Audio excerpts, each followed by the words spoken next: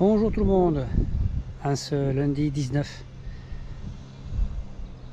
mai 2025. Voilà.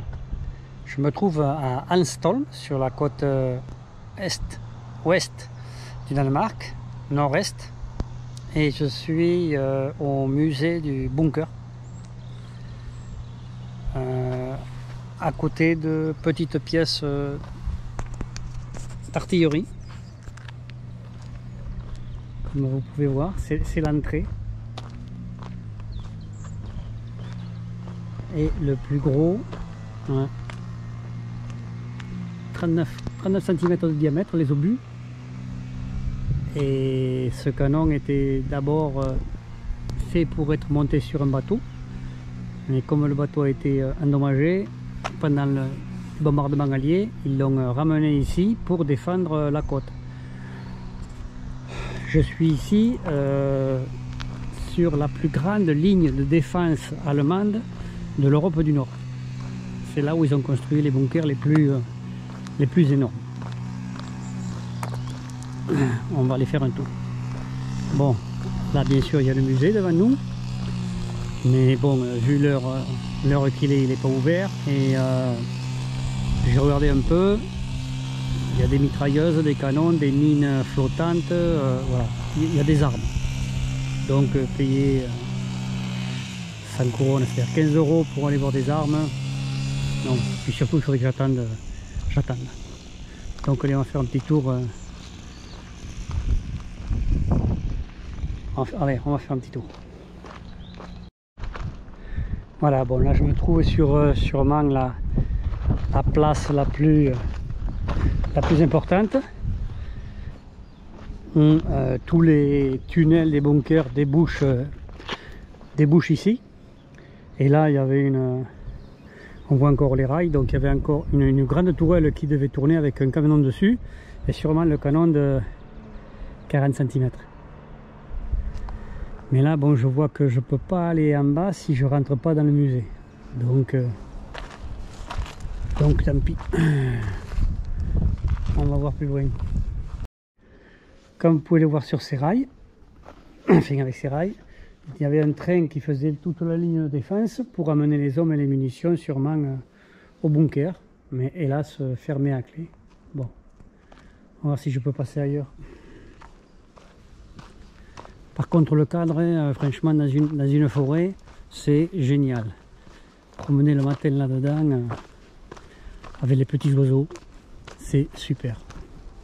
Waouh, des aiguillages partout. Donc ils avaient vraiment bien fait ça. Ils l'ont construit en 1942. 42, le début de la fin. Ah non, voir ce qu'il y a là.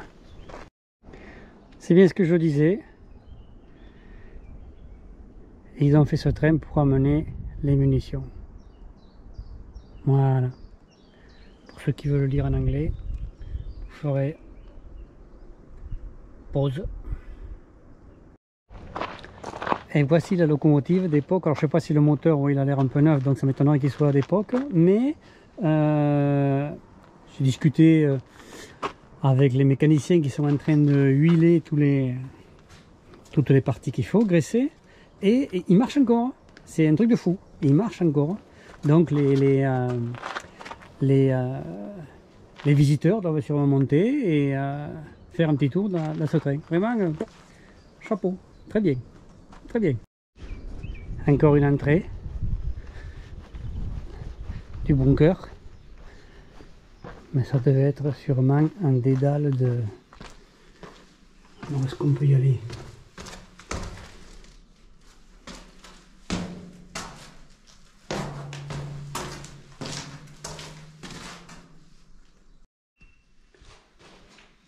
Ah mais si, là on peut se promener.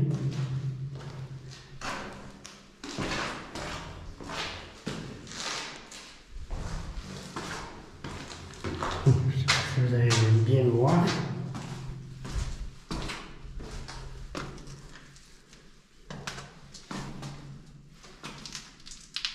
Wow. Je sais pas, ça me rassure pas. Ouais. mais tu peux rentrer dans un bunker. Donc j'ai le courageux. Ah ouais, mais c'est comme ça que tu te perds après. Ah, ils avaient carrelé quand même, ouais. Il y en a partout. Il y en a partout, il y en a partout, il y en a partout. Bon. Ouais, ça. Je viens de là ou de là?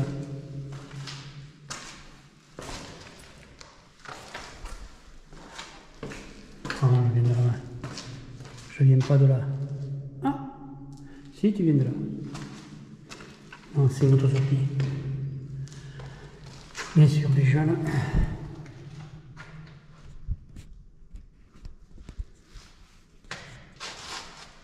Ouais, vous voyez rien, donc c'est pas la peine que je continue à filmer l'intérieur du bunker. Ouais, c'est pas là. Ouais. Ça va partout, partout, partout, partout. Voilà. Et là, je ressors. Ah ben si, j'y suis. Ah ben si. Si, je suis au bas de la plus grande tourelle, où c'est qu'il y avait le plus gros canon posé dessus. Ouais, donc, je sais pas comment j'y suis arrivé, mais il faut quand même que j'en sorte quand même. Voilà, c'est sûrement sur cette tourelle qu'était posé le gros canon de 40 cm. Défense impressionnante. Bon, mais Gilles, maintenant, il faut que tu sortes. Parce que c'est bien beau, là. Mais il faut que tu sortes. Oui. Bon, de toute façon, tu es venu par là. Donc, ça fait le coup que tu te perdes. Vue sur la mer du Nord, avec la Norvège par là-bas. Les moulins à vent un peu partout, c'est vrai, mais c'est normal avec tout ce vent. Quoique aujourd'hui le vent est très doux, c'est une brise. Et le port d'Install. Voilà, alors là on a perdu 1 cm, c'est plus 39, c'est 38 cm. Le canon, voilà ce que le grand trou, c'était pour faire tourner ce canon avec toutes les pièces qui vont bien avec. Et quand je suis rentré, oui, par là, eh bien, j'ai failli me perdre là-dedans parce qu'il n'y a pas de lumière. Hein. Donc oui, j'étais pas rassuré, je faisais pas mon fier dedans là. Une fois que j'ai tourné beaucoup, ouais, je faisais pas mon fier. Bon, tout s'est bien terminé. Encore une entrée de bunker, enfin, petit bunker là, ça va par contre. Et c'était le bunker de stockage de munitions avec presque 4 mètres de béton sur la tête pour éviter que, bien sûr, les pépins en cas de bombardement. Alors à l'époque, 4 mètres de béton, c'était assez. Maintenant, ils ont des bombes qui sont capables de percer 20 mètres de béton. 20 mètres. Voilà les grandes pièces où étaient entreposées toutes les munitions de tous les canons et mitrailleuses. Mais là, ils ont mis et voilà, au plafond, un rail pour transporter les bombes, parce que ça pèse pas 20 kg les bombes. Ça pesait plusieurs centaines de kilos. Ah ouais, mais gigantesque. Ouais, donc ils pouvaient, avec les rails en haut, pour ramener sur le petit train. Ouais.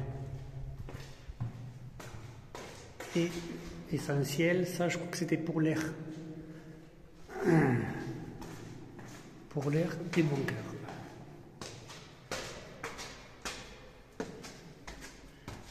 Avec 4 mètres de béton là, et là, 1 mètre de plus pour les munitions. Donc, impossible à atteindre. Là par contre, ouais, tout à l'heure, alors les moralistes qui m'ont fait des commentaires, Gilles, quand c'est interdit, c'est interdit. Bon, là je vais écouter quand même. Pourtant ça ressort là-bas, mais ne fais pas ton fier. Ne brave pas les interdits. Ça t'a pas réussi l'autre fois. Original, c'est le passage de train à travers la forêt. Mais presque 5 km quand même de voie. Donc vraiment ils voulaient défendre cette partie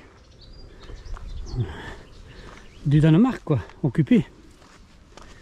Ils avaient peur des débarquements alliés ici. Et là, une entrée où était stocké, ouais, mais on voit rien. Une entrée où étaient stockés les grands projecteurs de 60 cm. Et là, nous entrons à l'endroit où étaient stockés les projecteurs de 60 cm pour éclairer le ciel, avec des mitrailleuses pour abattre les avions, les bombardiers alliés qui auraient pu venir bombarder. Allez, voyons. Oh, oui. Qui auraient pu venir bombarder les installations en vue d'un hypothétique débarquement.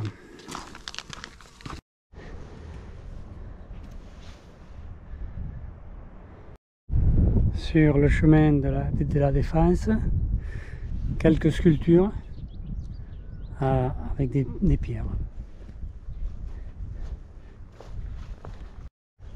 Et encore la continuité des bunkers sous terre. Et la jarre meurtrière. Et une porte, mais est-elle ouverte?